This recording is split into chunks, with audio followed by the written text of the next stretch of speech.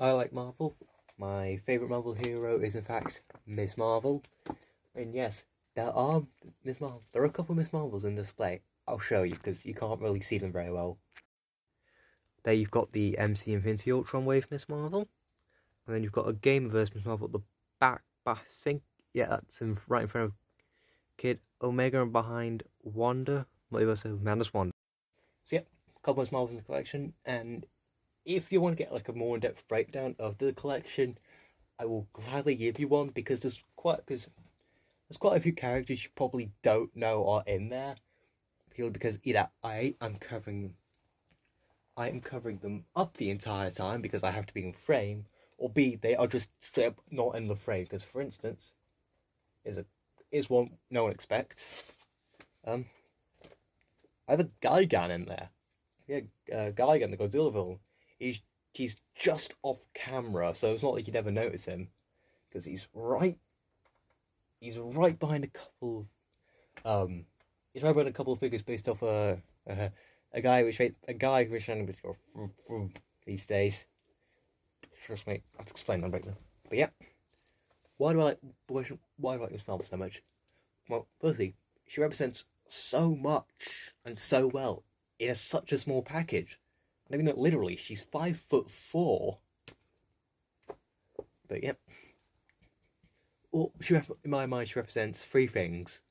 At least early on, she represents an American Muslim teenage teen being a teenager, and the fans. First, I'm going to break down the one I have the least amount of the one I shall say the least about because I'll probably end up saying the most about it, but the one I am not a part of.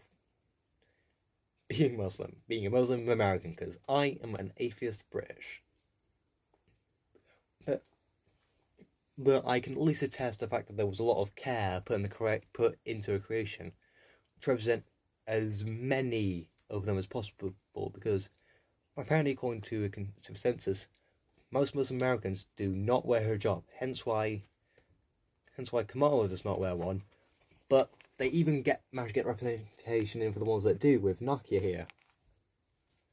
So it's not like they were going to go straight and ignore another group, which is just, it's like little attention detail like that that I think made Miss Marvel as good as she was. What else does she represent? She represents being a teenager, because she's about 16 when the comics began, I think, and because of that, I'm looking off camera because I'm noticing weird details. But yeah, she set the stage when she's trying to figure out like who she is. So she's rebelling a little bit because you can tell she sneaks out to a party early on. She's sneaking around because she is just trying to figure out like who she actually is.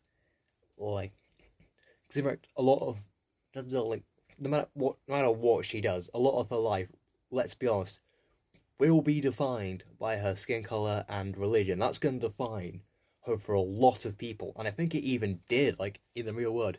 I think a lot of people just go, brown Muslim girl, and dismiss her out of hand, which is a big mistake because the comics are so well written. It's just an unfortunate fact of life that you do tend to be defined by skin and what your religion is, what your beliefs are, which I think is total BS. But oh well, it's the world we live in, and you can just feel like her need to figure out an identity in the book.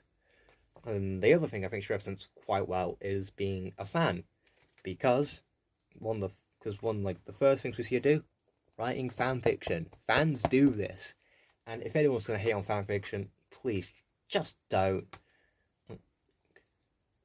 It's legitimately good writing practice because you've got like characters and lore set out for you. You could just go, here's a story. Also, it's like fun to get. It's just like a fun way to get creative ideas you just wouldn't see actually happen. Like a load of crossovers. I like a good crossover fanfiction. I like good crossover fanfics. Just tickles me right, at least. But yeah. She also, whenever she meets the character, I don't. I have not actually read Civil War 1, Civil Wars, any of the Civil War, which is when my book might fell out. Yay. Because you can just. Because I'm pretty sure whenever she meets some characters, she's just like, she geeks out a bit. And like, you would do that too. That is what you would do. And also, I think part of the reason why she's popular, especially nowadays, she has such a great actress representing her in the MCU in Iman Vellani, who also went on to write actual Ms. Marvel. She must be living a fan's dream. She gets to play this character on the big screen and then write for it. And something I didn't notice until I had to take this video, which got ruined because I'd accidentally had 3 times speed on the entire time. I'm not joking. I don't know how that happened.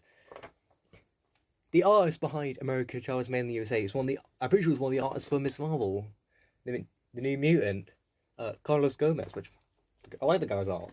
So I didn't notice that, and that absolutely got me excited because I like the guy's art.